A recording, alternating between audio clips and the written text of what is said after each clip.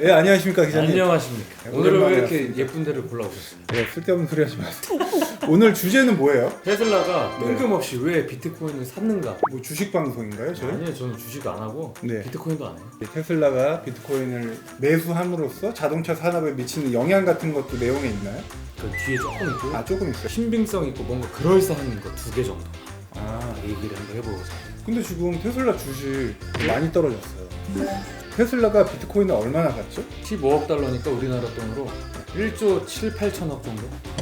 크네.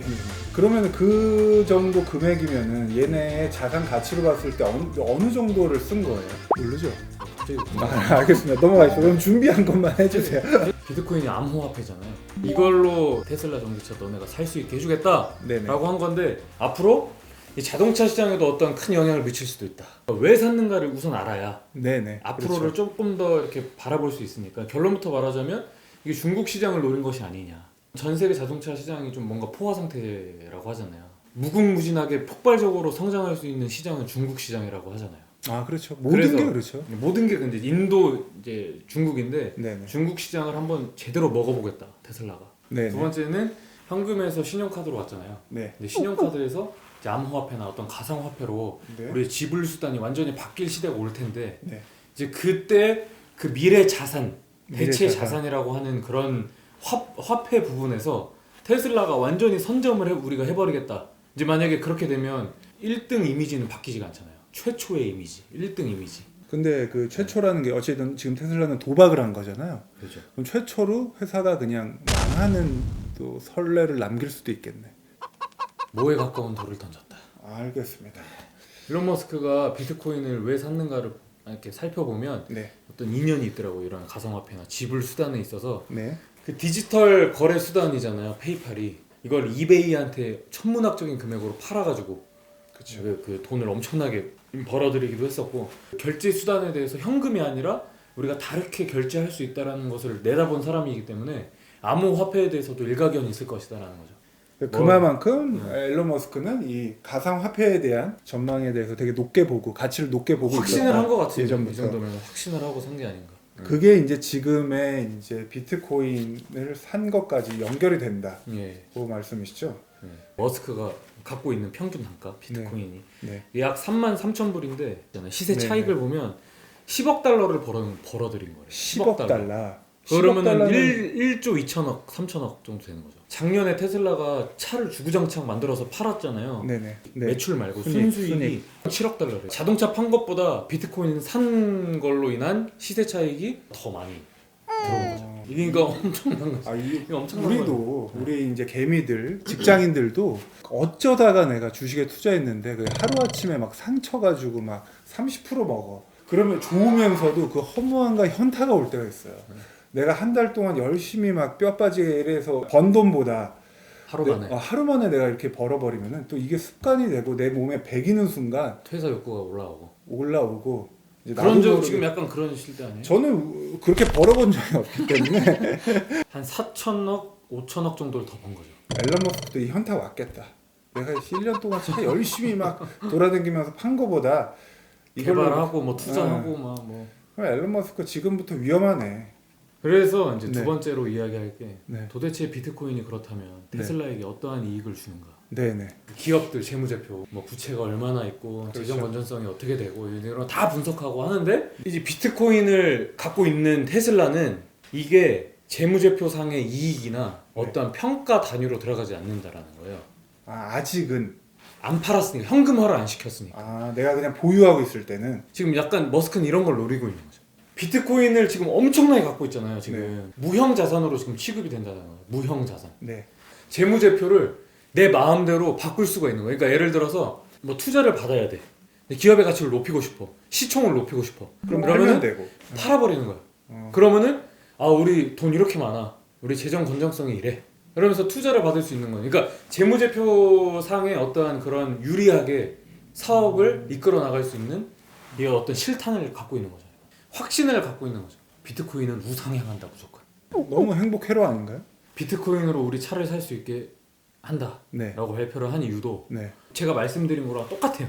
네. 비트코인 2개 정도로 사게 했어요. 네. 그냥 갖고 있는 거야. 갖고 있다가 우상향하니까 근데 3년 후에 그 가치가 뭐 5배가 돼 있으면 그 1억 5천 막 2억이 되는 거잖아요. 차 한 대 판 게. 네네. 약간 그런 식으로 얘네가 쟁여놓고 있겠다라는 거죠. 되게 쉽게 얘기하시네. 하루에 뭐 비트코인 같은 경우에는 제한이 없기 때문에 뭐 100%도 떨어질 수 있고 나중에 이제 평가할 수 있는 거잖아요. 지금으로 봤을 때는 그냥 도박 같다. 위험해 보인다. 예. 근데 이게 반대로 생각하면 얘네가 만약에 비트코인으로 차를 살 수 있게 해. 뭐 소비자한테도 어쨌든 뭐 재밌는 선택이 될 수도 있을 것 같아요. 네. 비트코인이 올랐을 때 사면 차를 비싸게 사는 거고 그죠? 비트코인이 완전 떨어졌을 때 사면 또 싸게 살 수 있는 부분이니까 얘네가 어쨌든 진짜 안전 장치는 해놓겠죠. 네. 그럼 아까 중국 시장 얘기해 주셨는데 네네. 저는 사실 그게 지금 제일 궁금하거든요. 이제 중국 안에 이제 고위 간부들 있잖아요. 공산 네네. 당원들은 돈을 쟁여놓잖아요. 아 그런가요? 돈을 엄청 쟁여놓고 네. 언제든지 해외로 튈 준비를 한단 말이에요. 음. 왜냐면 걔네들은 숙청이 될 언젠가는 아. 갑자기 숙청이 될 수 있어. 북한처럼 공산당원이 CJ 방역에서 말 한마디 잘못하면 네. 그 집안은 그냥 날아가니까 그거에 대한 보험을 들어놓는다. 그거 보험을 비트코인으로 다 들어놨다라는 거예요. 근데 간부들이. 말 한마디 잘못하면 도망가도 시진핑이 다 잡아서 모가지 날립니다. 근데 돈은 빼낼 수 있잖아 어쨌든. 네, 그럴 수 그래서 있죠. 가족들한테 돈은 보낼 수 있는 거잖아요. 네.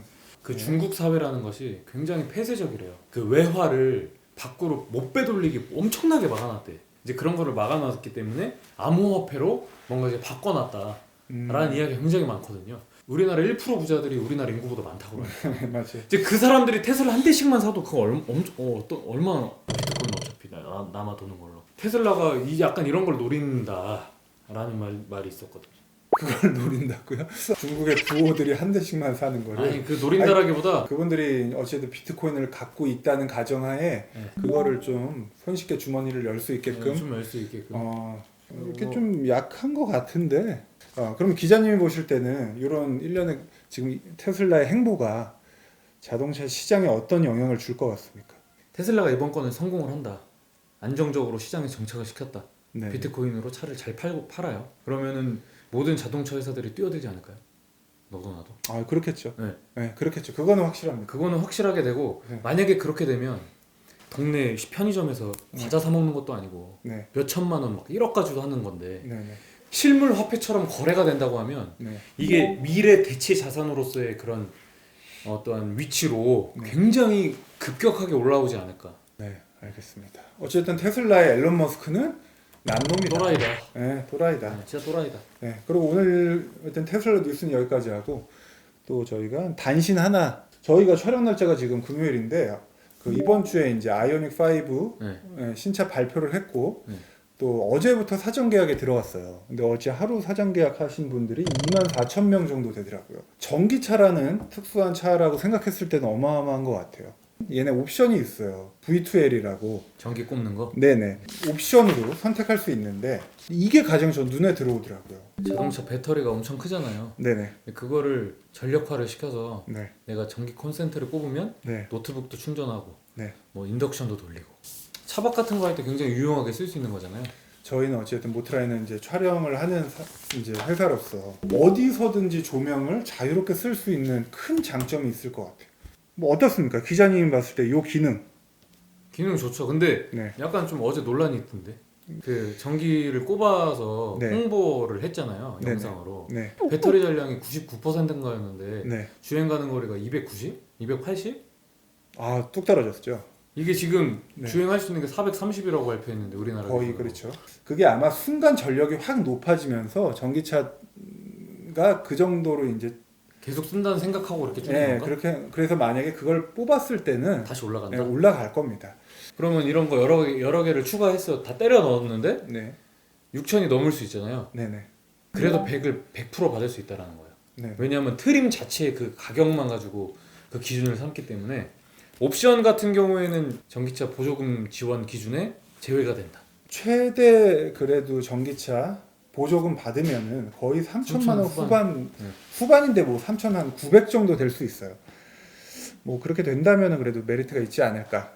또 현대만의 그 재기발랄한 그 옵션 보니까 2열도 전동으로 가능하더라고요. 옵션이긴 하지만. 리클라이닝 되고 네. 휠베이스가 넓어서 그렇게 할 수 있는 것 같아요. 네. 그리고 또 조수석 운전석에도 익스텐션.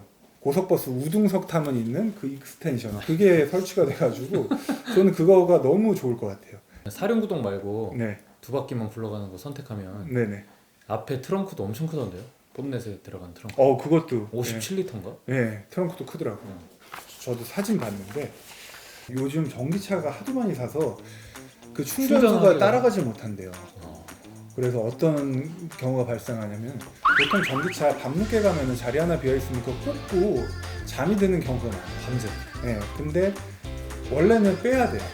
원칙상. 그렇기 때문에 이제 새벽 2, 3시에 전화 오고 네, 전화 와서 빼달라. 그럼 빼줘야지 어떻게 아직까지 내연기관 20년 동안은 되거든요 10년 최소 10년 마지막으로 망언을 하셨네. 20년 10년 알겠습니다.